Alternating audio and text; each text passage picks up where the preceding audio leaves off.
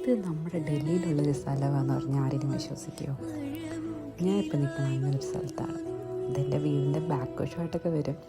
ഒരു നെൽകൃഷിയുടെ സ്ഥലമാണ്, നെൽപ്പാടങ്ങൾ നിറഞ്ഞ് നിൽക്കണ. ഞാനൊരു ചെറിയൊരു വാക്കിന് വേണ്ടി ഇറങ്ങിയാണ്. ആക്ച്വലി എൻ്റെ മൂഡ് അത്ര ശരിയല്ലായിരുന്നു, അതുകൊണ്ട് ഞാൻ ഇച്ചിരി ഡെസ്പായിരുന്നു.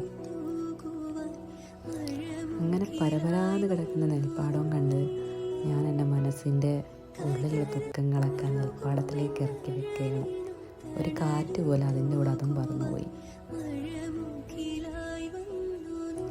അപ്പോൾ ആ ഒരു സമയത്ത് ഞാൻ ഒരു കുട്ടി അവിടെ ഒരു ഡെസ്കിലിരുന്ന് പഠിക്കുന്ന ഞാൻ കണ്ട്. അപ്പം ഞാനെടുത്ത് നിന്നപ്പം കണ്ട ആൾക്കാരാണ് ഇവർ മൂന്നുപേരും, പ്രാചി, മാൻസി, ദേവീഷു ആയിരുന്നു.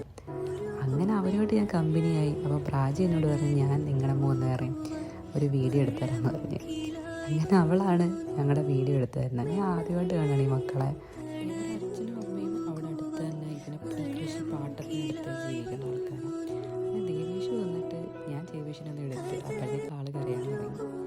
പിന്നെ എനിക്ക് മനസ്സിലായി എൻ്റെ കയ്യിൽ നിൽക്കില്ല. ഞാൻ തറയിൽ തന്നെ ആളിനെ വെച്ച് കുറച്ച് കഴിഞ്ഞപ്പോൾ ആളൊരു പൂവൊക്കെ വെച്ചിട്ടുണ്ടായിരുന്നു.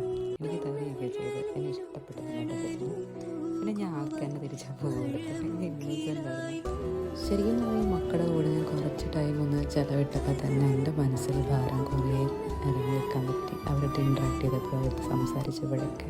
അപ്പം നിങ്ങൾക്കൊക്കെ എപ്പോഴേലും ഒരു മൂഡ് ഔട്ടോ ഇതിലൊരു വിഷമമൊക്കെ ഉണ്ട്, ഒരു നല്ലൊരു വാക്കിന് ഇറങ്ങാം.